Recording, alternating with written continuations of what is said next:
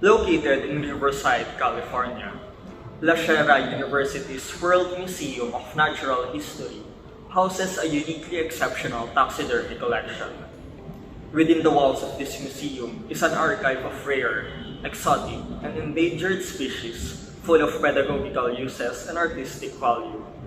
But even a taxidermy collection of this extent is not granted an exception from oppositions against this practice of preparing, stuffing, and mounting an animal. In this argumentative video, we are going to scrutinize taxidermy through the lens of the doctrine of double effect. Pursuant to the doctrine, 3 conditions must be met for taxidermy to be considered morally justifiable, while also being mindful of its good and bad effects, namely taxidermy's pedagogical use and artistic value, as well as its ecological impact and ethical controversies respectively. Additionally, counter-arguments will also be taken into account for the group's moral justification. Oppositions of taxidermy argues that the method of taxidermy poses an ethical dilemma as it can be associated with over-harvesting and commercial exploitation of animals for artwork that are mostly acquired through trophy hunting. To counter this argument, it can be justified that taxidermy can be performed ethically. In this sense, specimens or animals can be ethically sourced before being taxidermied. For instance, the animal either died of natural causes or was not trophy hunted for sport.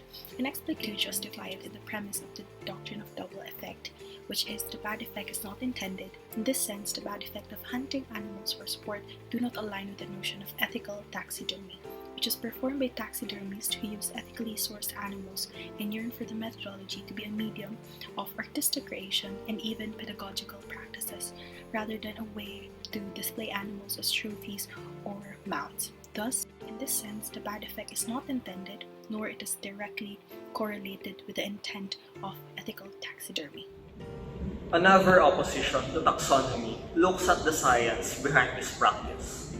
Ethical dilemmas aside, the entire undertaking of taxidermy, what ranges from specimen procurement to chemical usage and disposal, poses significant and prolonged ecological and health risks. In light of this opposition, we argue that advancements in the practice of taxidermy itself already mitigates most of the ecological and health risks that it begets. Proper chemical handling and disposal, as per the guidelines of Occupational Safety and Health Administration, and again, ethical sourcing of specimens are just few of the advancements of this discipline that validates taxidermy as a viable option of animal preservation.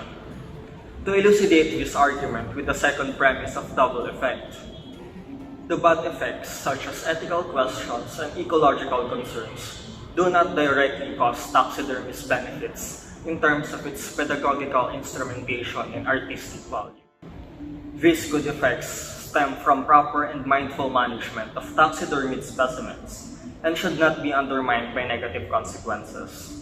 It logically follows that taxidermy's advantages can still be achieved with ethical taxidermy, an iteration of the discipline that does not give rise to these ethical and ecological problems. Taxidermy is regarded as an art form by most of its practitioners. However, opponents of this method see it as an abuse of non-human specimens, stressing enslavement and wreaking havoc over such species' ecosystems. To counter this argument, ethical taxidermy aids in the conservation and preservation of animal habitats by allowing humans to conduct epidemiological, taxonomic, and genetic investigations, as well as provide scientific knowledge on how to work with differing ecosystems. The third premise of the doctrine of double effect, the good effects outweighs the bad effect. In an ethical context, ethical non-human specimen preservation drives the reinforcement of preserves, which cultivates the cultural perception that humans are separate from non-human species, may exist outside of it, and thus can only operate in ways that limit and halt the damage to the ecosystem and biodiversity in general. By developing such preserves, pressure on human activities outside of them can be decreased, and economic, demographic, and political constraints will be minimized, promoting a sustainable environment centered on ecosystems and biodiversity. Hence, the good effects outweighs the bad effects, nor does it directly correlate to unethical taxidermy practices. Taxidermy is a method that transcends both time and history. the practice is evidently manifested in the walls of a museum or even the four-walled classroom of an academic institution. However, this method also permits contesting notions of whether it is morally or ethically permissible. Thus, upon the scrutiny of this matter, further supplemented by the three premises of the doctrine of double effect, taxidermy is and can be ethically justified.